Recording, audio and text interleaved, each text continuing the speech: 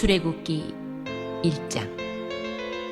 야곱과 함께 각각 자기 가족을 데리고 애굽에 이른 이스라엘 아들들의 이름은 이러하니 루벤과 시므온과 레위와 유다와 이사갈과 스불론과 베냐민과 단과 납달리와 갓과 아셀이요. 야곱의 허리에서 나온 사람이 모두 70이요. 요셉은 애굽에 있었더라. 요셉과 그의 모든 형제와 그 시대의 사람은 다 죽었고 이스라엘 자손은 생육하고 불어나 번성하고 매우 강하여 온 땅에 가득하게 되었더라. 요셉을 알지 못하는 새 왕이 일어나 애굽을 다스리더니 그가 그 백성에게 이르되 이 백성 이스라엘 자손이 우리보다 많고 강하도다. 자, 우리가 그들에게 대하여 지혜롭게 하자.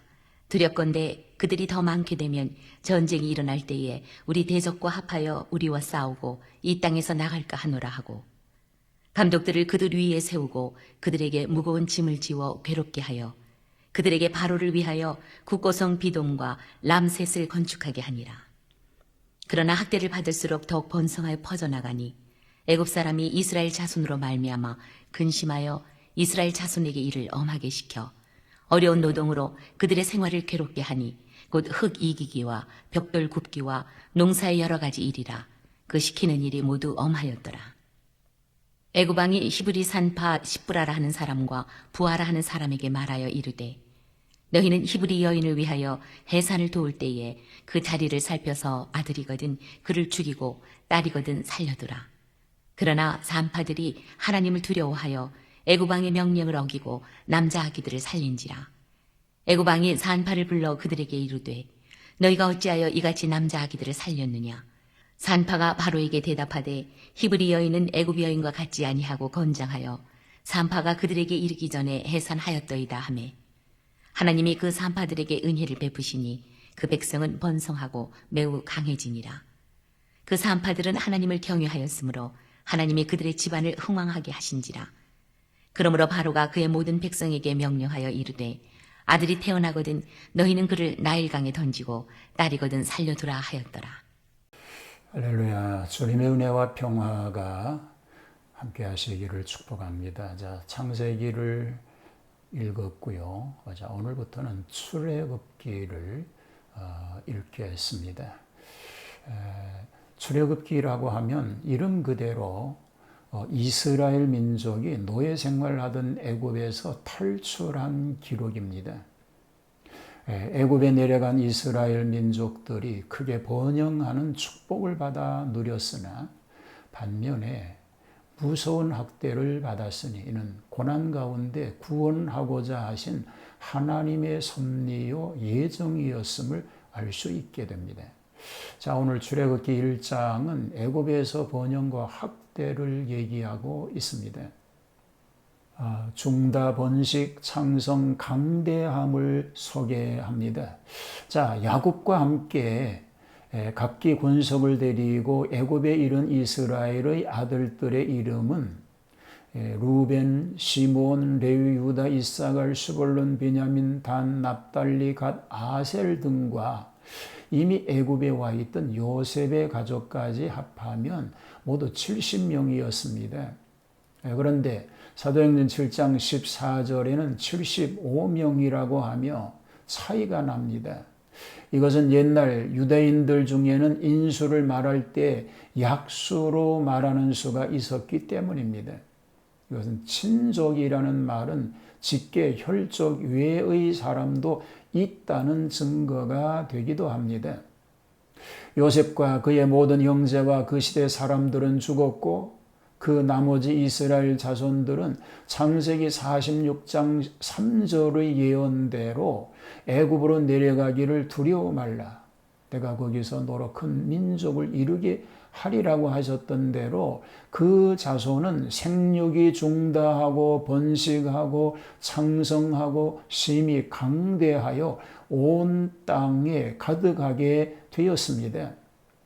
70인의 소수민족이 이렇게 번영한 것은 예언적 대축복인 줄로 믿습니다. 순환의 예언이 성취됩니다. 이스라엘 민족의 애굽 순환상도 예언의 성취로 나타났습니다. 창세기 15장 13절에 보면 여호와께서 아브라함에게 이르시되 이는 정령이 알라 내 자손이 이방에서 나그네가 되어 그들을 섬기겠고 그들은 400년 동안 내 자손을 괴롭게 하리니라고 하신 그 예언 그대로 성취되었습니다. 그래서 고난을 당하게 되었던 것입니다. 하나님의 예언은 틀림이 없습니다. 번영의 축복도 학대의 순환도 다 그대로 성취된 것입니다. 만약에 그대로 되지 않았다면 하나님의 말씀은 의심할 수밖에 없는 일이 되고 마는 것입니다. 요셉의 때가 지나가고 애굽의 왕조는 바뀌었습니다. 요셉을 알지 못하는 새 왕은 번식력이 강한 이스라엘 민족을 두려워하여 압제하기 시작하였습니다. 그러나 학대를 받을수록 더욱 번성하였습니다. 만일 전쟁이 일어날 때에 이스라엘 민족이 대적과 야합하여 우리와 싸울까 하니 탄압을 해야 한다는 것이었습니다. 하나님의 섭리를 방해하는 바로의 악행에 대한 이야기가 소개가 됩니다. 그 학대하는 방법이 3단계였습니다. 강제 노동으로 체력을 약화시켜 생산하지 못하고 번성하지 못하게 하려고 강제로 국고성 건축을 강행하였는데 그럴수록 더욱 번식하고 창성해가니 오히려 역효과를 낸 셈이 되었습니다.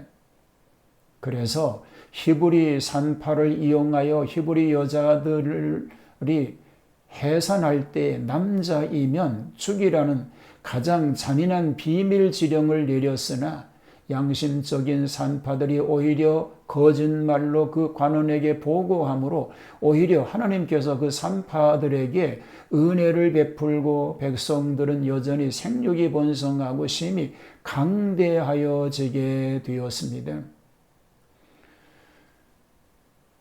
2번씩이나 실패한 바로는 드디어 이 모든 신민에게 명하여 말합니다. 남자가 나거든 너희는 그를 하수에 던지고 여자여든 살리라고 하여 전 국민에게 책임을 지어 명령하게 된 것입니다.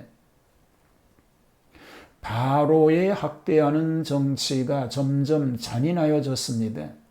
하나님의 택한 민족이 이렇게 어려운 시련을 겪을 때에 하나님의 축복의 손길은 은밀하게 같이 하신 줄 믿습니다.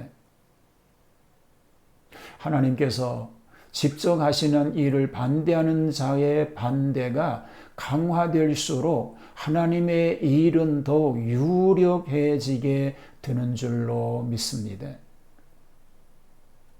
결국 바닷가에 던져졌던 모세가 바로의 궁중에서 양육되게 된 것은 오묘하신 하나님의 섭리인 줄로 믿습니다.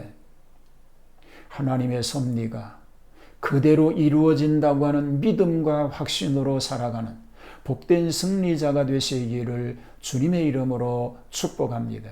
하나님 어떤 상황에서도 하나님의 약속의 말씀을 붙들고 그 말씀대로 살아 약속을 이루어가는 복된 승리자가 되게 하여 주시옵소서. 출애굽기를 읽는 동안에 하나님의 큰 은혜를 경험하게 하시고 주님의 뜻을 따라 사는 복된 삶 되도록 함께하여 주옵소서. 예수님 이름으로 기도하옵나이다. 아멘.